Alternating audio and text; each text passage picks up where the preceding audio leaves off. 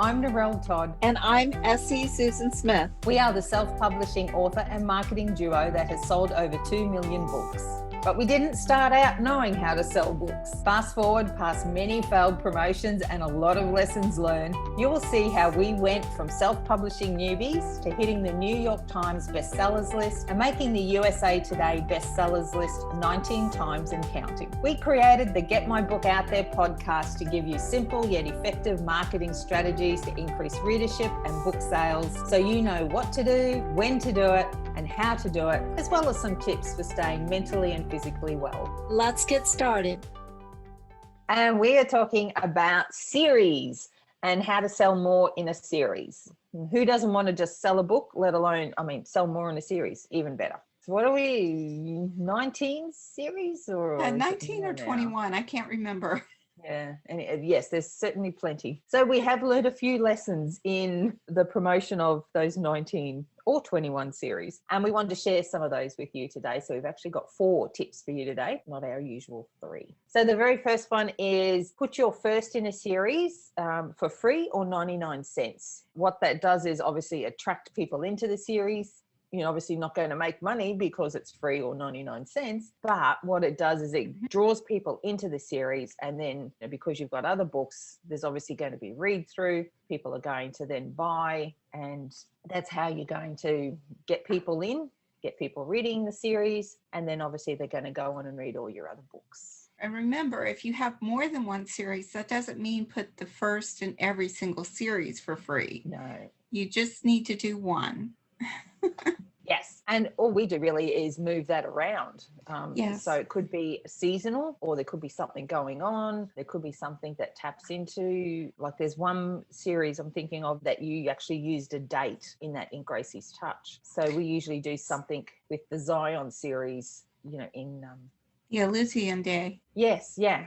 Yes. So around that time. So you tie it into something like that. It's good for then marketing and promotion. But yes, you don't want to have all your series with the first book free. Just choose one series, and then you just do your promotion on that one series, focusing on that with the book either free or 99 cents. And you can, like you were saying, you can change that out. So if you know you're going to be releasing in a series, and say you're releasing book 3 or 6 or whatever in that series, then you can put that one for free for a very limited time. And then the limited time also helps kind of push them into that urgency that I need to get this book while it's free. Let me start it and see if I really enjoy it. And if I do, then I can at least, the only thing I've invested is my time, really. And if they really, really love the series, which is what you're hoping, then they can hopefully pre-order the one that you're going to be releasing. That's right. And of course, the book you're going to be releasing is going to be full price. So you can tap into getting a bit of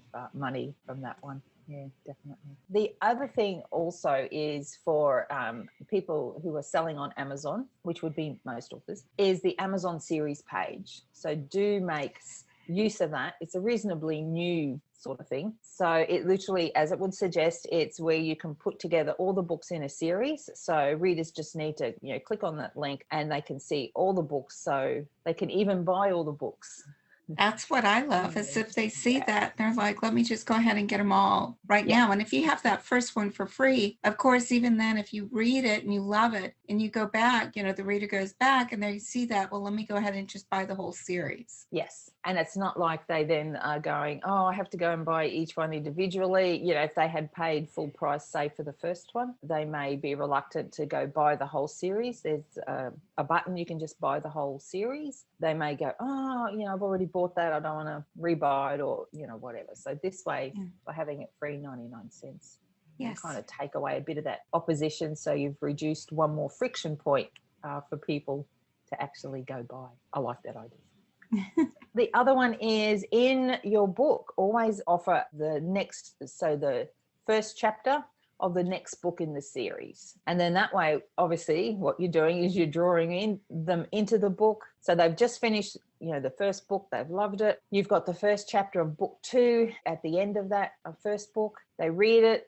What are they, of course, they're going to want to go and buy it. So, you want to make it easy for them, draw them in, get them, sucked in where they just go, I just have to go buy that. By having that, you're also, in your back matter, you've got that first chapter of the second book, but then you've also listed the other ones, and you've given a little information about each of the series. That's something else that I like to do, is that I'll have almost like a little blurb of what a series blurb. And a lot of people don't even think about series blurbs, but they're so important because it just gives a general overview of what the series is about. And then a list of the books that are available in that series. So they kind of get a general idea. Is this something that, is it going to continue, or is it only how many books are in it? So they know, hey, yeah, I really want to get into this. I think series blurbs has been incredible for you, been a great draw card. Yes. And I think in particular, if your series has finished, so if you have written all the books in the series, make sure you say that in the series blurb